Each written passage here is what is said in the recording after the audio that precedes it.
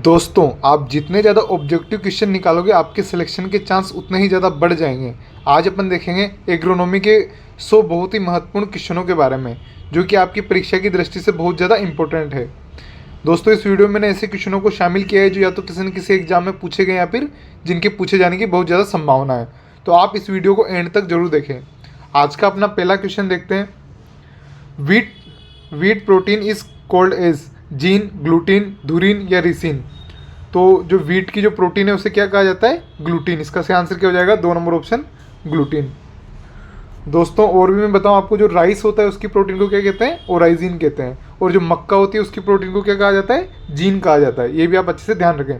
दोस्तों, मैं इसी प्रकार से आपको हर एक क्वेश्चन में एक दो चीज़ें एक्स्ट्रा बताऊंगा, आपको उनको भी ध्यान रखना है। नेक्स्ट क्वेश्चन देखते हैं। ICRISAT is situated at Dehradun, Jodhpur, Hyderabad या चंडीगढ़। तो इसका सही आंसर क्या हो जाएगा? 3 नंबर ऑप्शन हैदराबाद। इक्रिसेट कहाँ पे सिचुएटेड है? तो हैदराबाद में। दोस्तों, आपसे इक्रिसेट की फुल फॉर्म पूछ ले तो इसकी फुल फॉर्म होती है international crop research institute for semi arid tropics. और इसकी स्थापना कब हुई थी? 1972 में। ये भी आप अच्छे से ध्यान रखें। नेक्स्ट क्वेश्चन है, the most important alkaloid present in opium, nicotine, morphine, nimbidin या नन ऑफ दिस। तो इसका सही आंसर क्या हो जाएगा? 2 नंबर ऑप्शन मॉर्फिन। जो ओपियम में जो एल्केलॉइड पाया जाता है वो कौन सा पाया जाता है? मॉर्फिन पाया जाता है। वहीं पे जो निकोटीन किस में पाया जाता है? तंबाकू में। और निम्बिडिन ये पाया जाता है उसमें अपने नीम में, है ना। और आपसे पूछे कि सनाए में पूछे तो सनाए में सोनासाइन पाया जाता है और अश्वगंधा में विथेनिन पाया जाता है। ये भी आप अच्छे से ध्यान रखें। नेक्स्ट क्वेश्चन है, khadin is a grass species, cropping system, water harvesting structure या फिर नन ऑफ दिस। तो इसका सही आंसर हो जाएगा 3 number option water harvesting structure. दोस्तों, बरसात के पानी को इकट्ठा किया जाता है खड़ीन में, ना। बरसात के पानी को इकट्ठा करते हैं इसमें, खड़ीन में। नेक्स्ट क्वेश्चन है, the period of short range weather forecasting is 1 to 2 days, 1 to 2 week या फिर 4 वीक या फिर 7 वीक। तो इसका सही आंसर क्या हो जाएगा? 1 नंबर ऑप्शन 1 to 2 days, 1 से 2 दिन, है ना। Short range forecasting. दोस्तों, आपको तीनों ही ध्यान रखने हैं। शॉर्ट रेंज में तो 1 से 2 दिन में ये वेदर फोरकास्टिंग की जाती है, और उसमें मीडियम में 3 से 10 दिन में, और लॉन्ग में मोर देन 10 दिन। आप इन तीनों को ध्यान रखें। शॉर्ट में तो 1 से 2 दिन में, और मीडियम में 3 से 10 दिन में, और लॉन्ग में more than 10 days। Next question है, wind velocity is measured by wind vane, anemometer, pyrheliometer या फिर पायरेनोमीटर। तो इसका सही आंसर क्या हो जाएगा? 2 नंबर ऑप्शन एनीमोमीटर। दोस्तों, जो विंड वेलोसिटी यानी कि विंड की जो स्पीड मापी जाती है वो एनीमोमीटर से मापी जाती है। और विंड वेन से क्या नापते हैं अपन? हवा की दिशा, विंड डायरेक्शन। और पायरोहेलियोमीटर से अपन क्या नापते हैं? सोलर रेडिएशन, ना। जो डायरेक्ट सोलर रेडिएशन आती है उसको अपन पायरोहेलियोमीटर से मापते हैं। और पायरोमीटर से अपन क्या मापते हैं?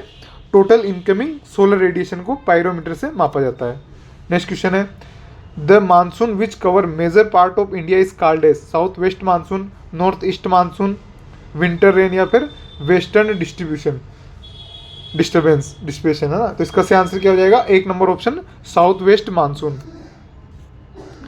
दोस्तों, जो इंडिया में मैक्सिमम जो वर्षा होती है वो साउथ वेस्ट मानसून से होती है, जो कि मोर देन 75% होती है, ना। इसका आंसर तो क्या हो जाएगा? 1 number option south west monsoon. इससे जो वर्षा होती है मोर देन 75% होती है। और जो नॉर्थ ईस्ट मानसून है इससे कितनी वर्षा होती है? तो 15%। और दोस्तों, जो वेस्टर्न डिस्ट्रीब्यूशन होता है ये जो होता है, इसके द्वारा जो जनवरी फरवरी में सर्दियों में वर्षा होती है, जो कि सर्दी की फसलों के लिए बहुत ही उपयुक्त होती है।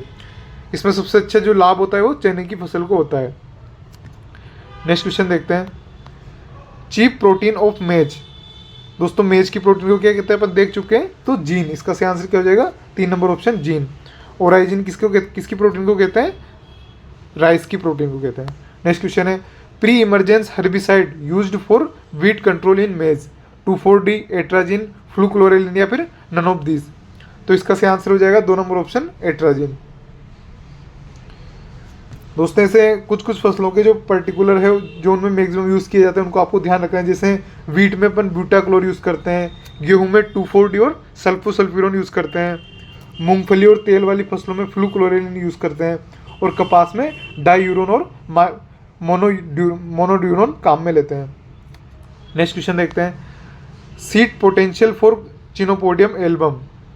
चिनोपोडियम एल्बम जो है वो उसमें उसका सीड पोटेंशियल कितना होता है? तो इसका सही आंसर क्या हो जाएगा? 1 नंबर ऑप्शन 72,000 सीड पर प्लांट। जो चिनोपोडियम एल्बम जो होता है उसमें 72,000 सीड पर प्लांट में आते हैं। वहीं पे आपको जंगली चौलाई का भी ध्यान रखना है। जंगली चौलाई में कितने सीड आते हैं? 1,96,000 सीड पर प्लांट। और जो ये ध्यान रखना आपको, जो जंगली चौलाई होता है उसमें कितने होते हैं? 1,96,000 सीड पर प्लांट आते हैं, और चिनोपोडियम एल्बम में 72,000 सीड पर प्लांट। नेक्स्ट क्वेश्चन है, saccharum spontaneum is annual weed, perennial weed, biennial weed या फिर नन ऑफ दिस। तो इसका सही आंसर क्या हो जाएगा? 2 नंबर ऑप्शन पेरेनियल वीड। जो सेकरम स्पॉन्टेनियम जो है वो एक पेरेनियल वीड है। दोस्तों वहीं पे आपको मोथा, दूब, जड़बेरी ये भी कौन से हैं? पेरेनियल वीड है। नेक्स्ट क्वेश्चन है, paraquat is a selective herbicide, non selective herbicide, non selective and contact herbicide, और या फिर सेलेक्टिव कॉन्टैक्ट हेर्बिसाइड। तो इसका सही आंसर क्या हो जाएगा? 3 number option non selective contact herbicide. इसका सही आंसर क्या हो जाएगा? 3 number option non selective contact herbicide. दोस्तों नॉन सेलेक्टिव कौन से होते हैं? जो कि खरपतवार के साथ साथ फसलों को भी नष्ट कर देते हैं।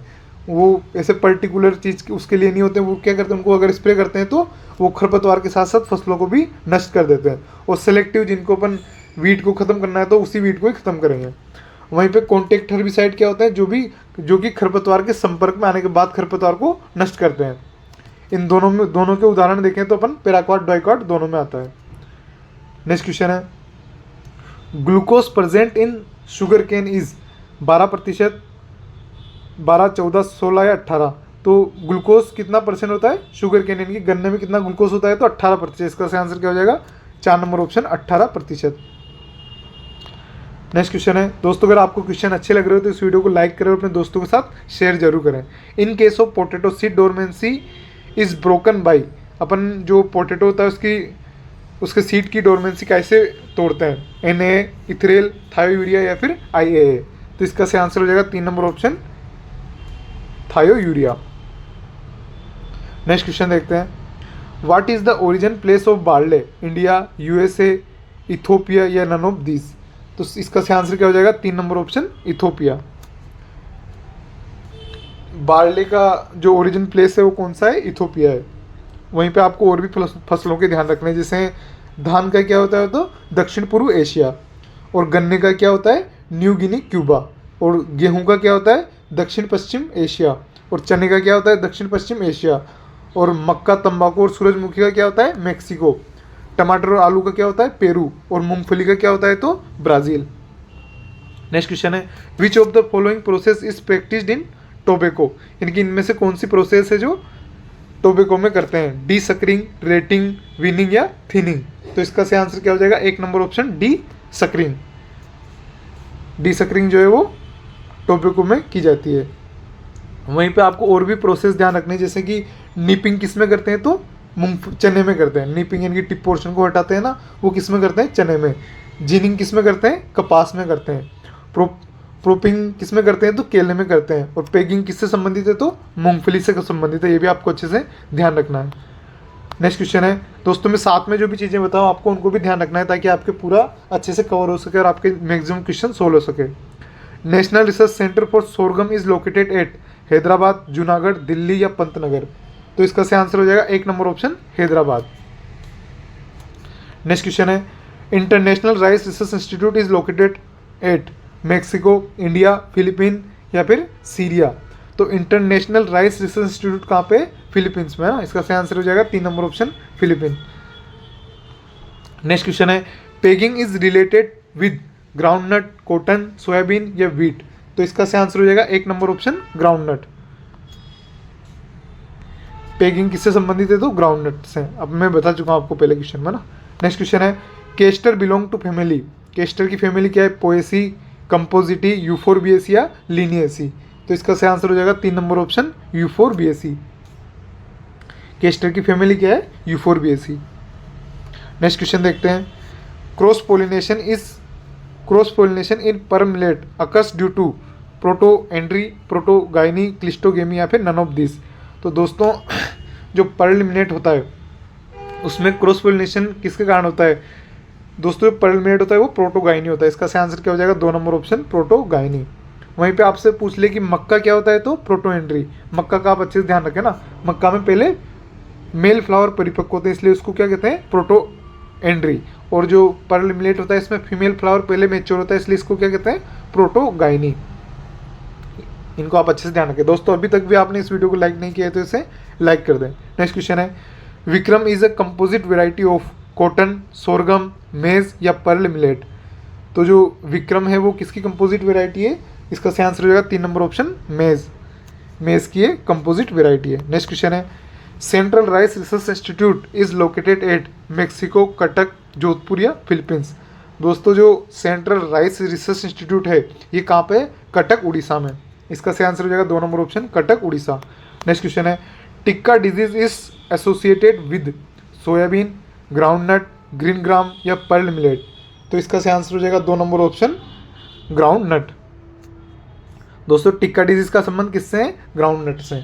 और ये टिक्का डिजीज होती क्यों है? किसके कारण है? तो फंगस के कारण। कौन सी फंगस? तो सर्कोस्पोरा पर्सोनाटा। सर्कोस्पोरा पर्सोनाटा फंगस के द्वारा टिक्का डिजीज होती है ग्राउंडनट में। ये आप अच्छे से ध्यान रखें। नेक्स्ट क्वेश्चन है shelling percentage in groundnut is 33%, 50%, 70% या 60%। तो इसका सही आंसर हो जाएगा 3 नंबर ऑप्शन 70%। हाँ 70%। दोस्तों सेलिंग परसेंटेज क्या होता है? दाना और छिलके का अनुपात को अपन सेलिंग परसेंट कहते हैं। और मूंगफली में कितना होता है? 70%। ना 70%।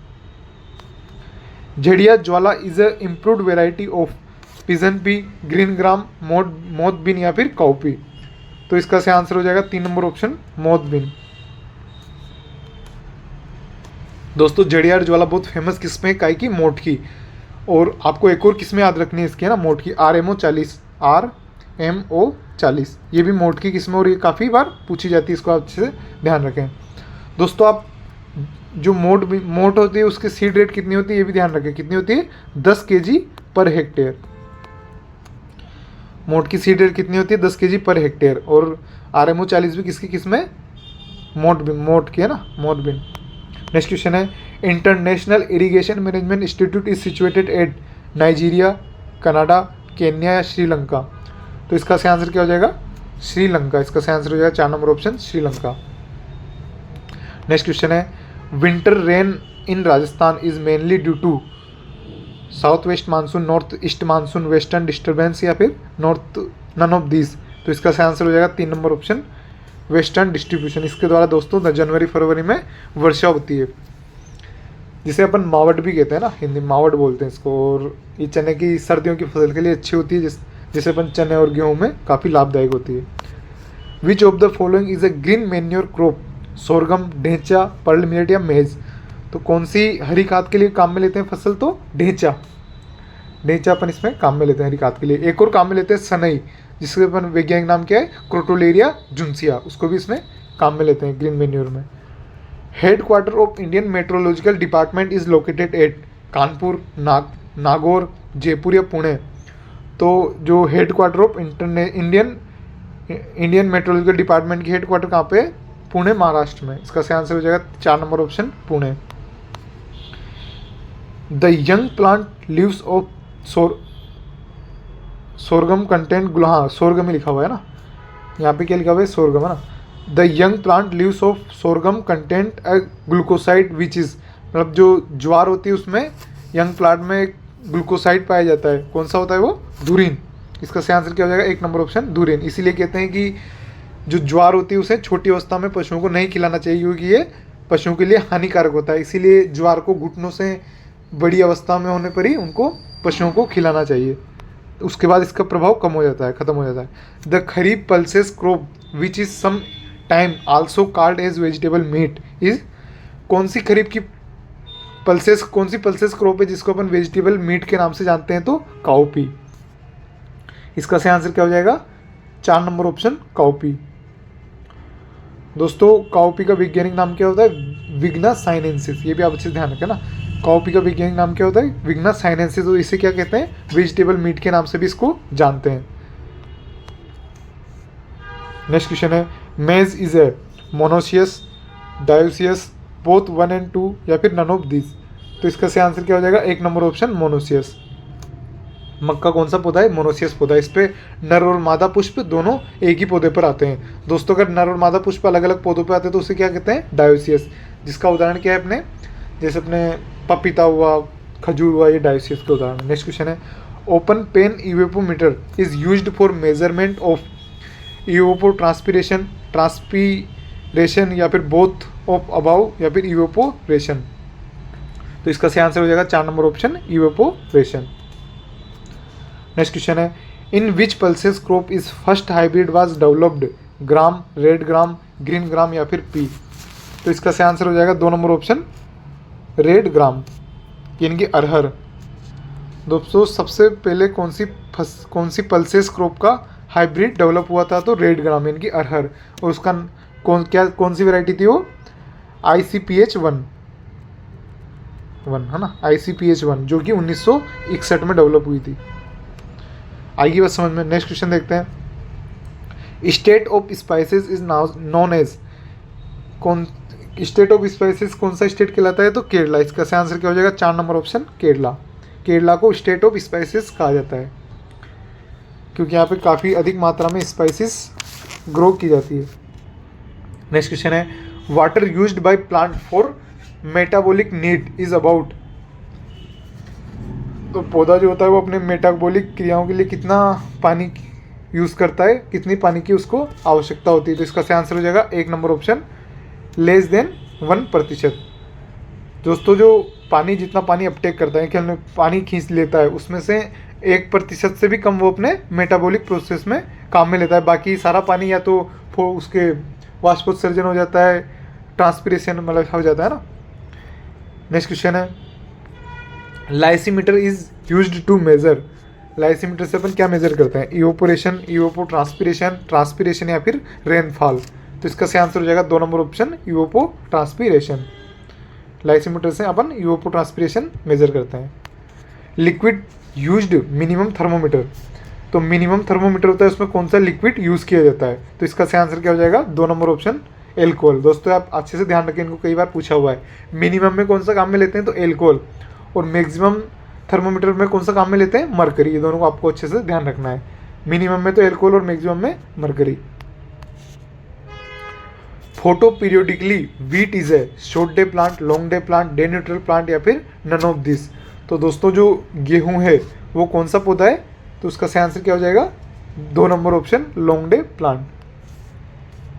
दोस्तों ज़्यादातर आपको अच्छे से ध्यान रखना है कि जो सर्दी वाली ज़्यादातर जो फसलें होती है वो किस में आती है? लॉन्ग डे प्लांट में। और जो बरसात वाली ज़्यादातर जो फसलें होती है वो काय में आती है? शॉर्ट डे प्लांट में। नेक्स्ट क्वेश्चन देखते हैं, phyllody disease is associated with soybean, groundnut, sesame या फिर ग्रीन ग्राम? तो इसका सही आंसर हो जाएगा 3 नंबर ऑप्शन सीसम।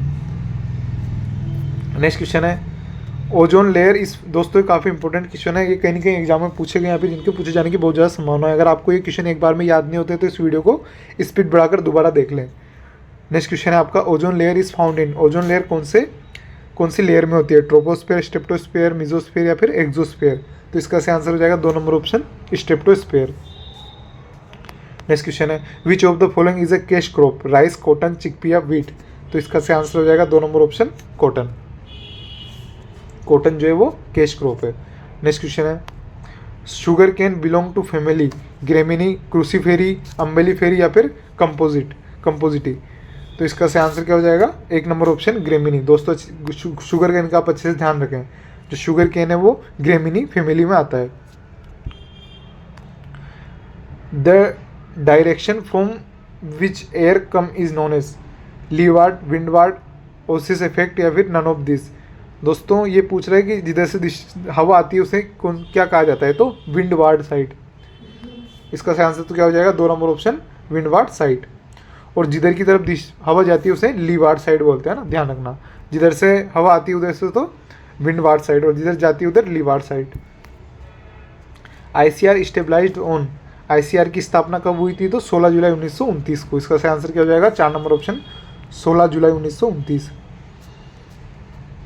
नेक्स्ट क्वेश्चन देखते हैं। Which is a reflecting type anti transparent, PMA, atrazine, kaolin या ऑल ऑफ दिस? तो इसका सही आंसर तो क्या हो जाएगा? 3 नंबर ऑप्शन केओलिन। दोस्तों इस यहाँ से कई बार क्वेश्चन पूछा जाता है एंटी ट्रांसपेरेंट है ना। तो आपको ये 4 प्रकार के होते हैं ना। एक तो होता है स्टोमेटा क्लोजिंग टाइप। जो स्टोमेटा क्लोजिंग टाइप जो होता है उसका तो उदाहरण कौन कौन सा होता है? एक तो होता है पीएमए स्टोमेटा, जिसमें जो कि स्टोमेटा को क्लोज करते हैं, पीएमए होता है, और एक एट्राजिन होता है ना, एट्राजिन। और उसके बाद दूसरा टाइप कौन सा होता है? रिफ्लेक्टिंग टाइप, जिसका उदाहरण क्या है? केओलिन। उसके बाद तीसरा जो होता है वो फिल्म फॉर्मिंग टाइप, यानी कि एक परत चढ़ा देता है ऊपर। तो कौन कौन से उदाहरण है इसके? मोबिलीफोर, सिलिकॉन। उसके बाद चौथा जो होता है वो होता है ग्रोथ रिटार्डेंट, यानी कि ग्रोथ को रोक देता है। तो इसका उदाहरण क्या है? साइकोसिल। ये भी आप अच्छे से ध्यान रखें। नेक्स्ट क्वेश्चन है, seed rate of hybrid variety of rice, मतलब जो हाइब्रिड राइस जो होता है उसकी सीड रेट कितनी रहती है पर हेक्टेयर? तो 15 kg पर हेक्टेयर। इसका सही आंसर क्या हो जाएगा? 2 नंबर ऑप्शन 15 kg पर हेक्टेयर। नेक्स्ट क्वेश्चन है, weight of 100 seed is known as test weight, sink weight, seed index या फिर सीड रेट? तो इसका सही आंसर हो जाएगा 3 नंबर ऑप्शन सीड इंडेक्स। दोस्तों जो 100 बीजों का वजन को तो क्या कहेंगे अपन? Seed index. वहीं पे आपसे पूछे 1000 बीजों के वजन को क्या कहते हैं? तो टेस्ट वेट। ये भी आप अच्छे से ध्यान रखें। वहीं पे आपको पूछे कि जो फेलेरिस माइनर जो होता है उसका टेस्ट वेट कितना होता है? तो 2 ग्राम। और गेहूं का टेस्ट वेट कितना होता है? 40 ग्राम। और जो राइस होता है उसका टेस्ट वेट कितना होता है? तो 25 ग्राम। और बासमती राइस का 21 ग्राम। नेक्स्ट क्वेश्चन है, blind cultivation is practised in sugar cane, potato, rice या फिर 1 व 2 दोनों? तो इसका सही आंसर क्या हो जाएगा? 1 व 2 दोनों। इसका सही आंसर हो जाएगा 4 नंबर ऑप्शन 1 व 2 दोनों। यानी कि ब्लाइंड कल्टीवेशन किस में करते हैं? शुगर केन और पोटैटो दोनों में करते हैं। ब्लाइंड कल्टीवेशन यानी कि अपन क्या करते हैं? आलू और शुगर केन को गड्ढे कर करके बुआई कर देते हैं। उसके बाद जो ऊपर जो खास, क्योंकि अभी आलू और शुगर केन में अंकुरण तो हुआ ही नहीं, तो अपन को ऐसे ध्यान रखने की जरूरत नहीं होती। अपन जल्दी जल्दी कहीं जहाँ पे वीड उगते हैं उनको स्पीड से अपन बिना देखे बुआई वो वीडिंग कर सकते हैं ना, जो वो कर सकते हैं। इसलिए इसको ब्लाइंड कल्टीवेशन कहा जाता है। दोस्तों अभी तक आपने इस वीडियो को लाइक नहीं किया है तो इसे लाइक कर दो, अपने दोस्तों के साथ शेयर जरूर करें। दोस्तों अपन काफ़ी इंपॉर्टेंट पॉइंटों को देखेंगे जो कि बहुत बार एग्जाम में पूछे गए हैं। Central research institute for dry land agriculture is situated eight, तो कहाँ पे है? तो हैदराबाद में। सीड रेट ऑफ मूंग की सीड रेट कितनी होती है? तो 15 से 20 kg पर हेक्टेयर। RMO 40 किसकी किस्म है? मोठ की है ना। ये भी आप अच्छे से ध्यान रखें। गर्डल बीटल जो है वो मेजर पेस्ट किसका है? तो सोयाबीन का है। और total number of agro climatic zone इन राजस्थान में, तो राजस्थान में कितने एग्रो क्लाइमेटिक जोन है? 10। नेक्स्ट स्लाइड है अपनी।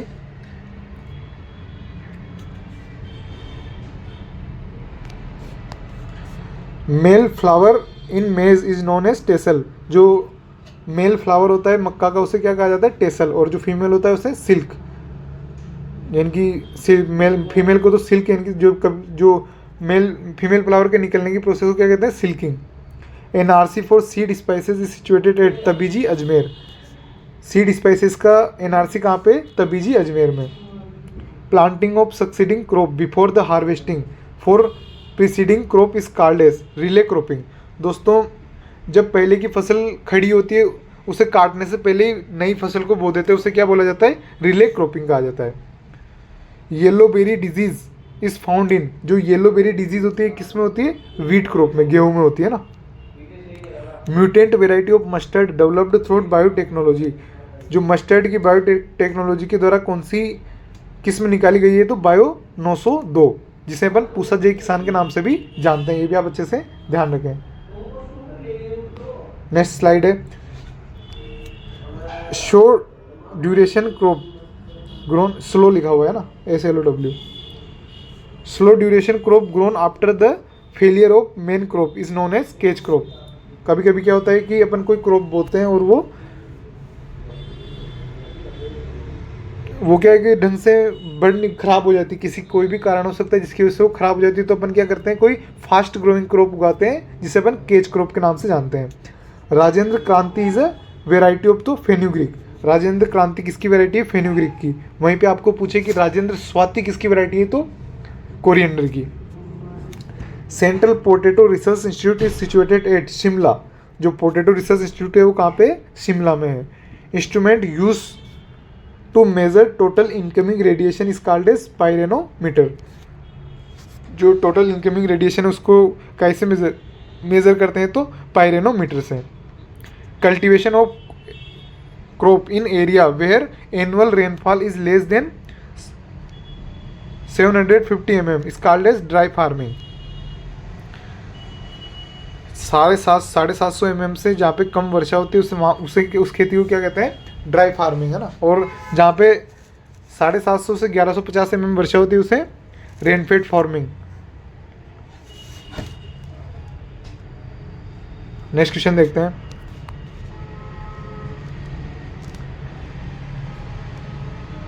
सीरियल आर डेफिशिएंट इन विच, मतलब जो सीरियल्स होते हैं उनमें कौन से एमिनो एसिड की कमी पाई जाती है, तो लाइसिन की। और amino acid which is deficient in legume, यानी कि जो लेग्यूम दलहनी फसलें होती हैं उनमें कौन से एमिनो एसिड की कमी पाई जाती है, तो मिथियोनिन की। Most critical stage of irrigation in wheat में कौन सी क्रिटिकल स्टेज है, तो CRI स्टेज, जो कि शोविंग के 21 दिन बाद आती है। Hormone related to growth tolerant is abscisic acid. Next point है अपना डोरमेंसी ब्रेकिंग हार्मोन कौन सा है, तो जिब्रेलिक एसिड। नेक्स्ट स्लाइड अपनी criteria of essentiality were given by. जो असेंशियलिटी का क्राइटेरिया किसने दिया है, तो आर्नोन और स्टाउट ने, जो कि कब दिया था?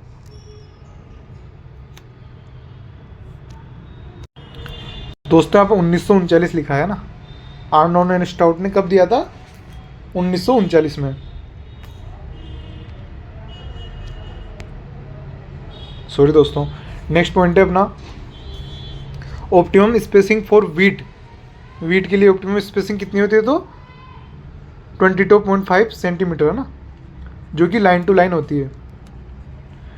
The fruit of mustard is known as siliqua. जो मस्टर्ड होता है उसके फ्रूट को क्या कहते हैं? सिलिकुआ कहते हैं। Lunishree is a variety of, तो ल्यूनश्री किसकी वैरायटी है? राइस की। The most destructive disease of sugar cane is red rot of sugar cane.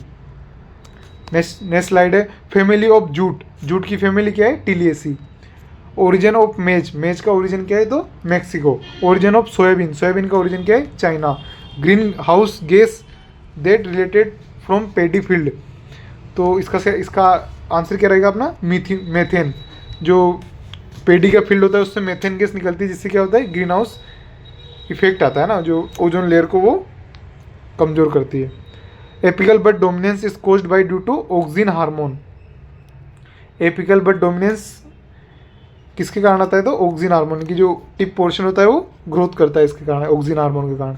Next slide अपनी name the weed which was first biological managed by use of insect lantana camara. जो lantana camara पहला weed था जिसे biological control के द्वारा insect के द्वारा इसका कंट्रोल किया गया। कौन सा इंसेक्ट था, तो crocidosema lantana. Example of erosion permitting crop, यानी कि कौन सी क्रॉप है जो इरोजन को बढ़ाती है, तो maize. Example of two erosion resistant crop, कौन सी क्रॉप है जो इरोजन को कम करती है, तो काउपी और groundnut. Botanical name of two rowed barley hordeum distichum. Dropsy disease in human being is called by the seed of weed argemone mexicana. Argemone mexicana का जो सीड है वो अगर सरसों के साथ मिल जाता है, तो अगर उसको खाने में जाता है उसके कारण ड्रोपसी बीमारी हो जाती है, जो कि आंखों से संबंधित है। Rancidity in sunflower oil is due to oxidation.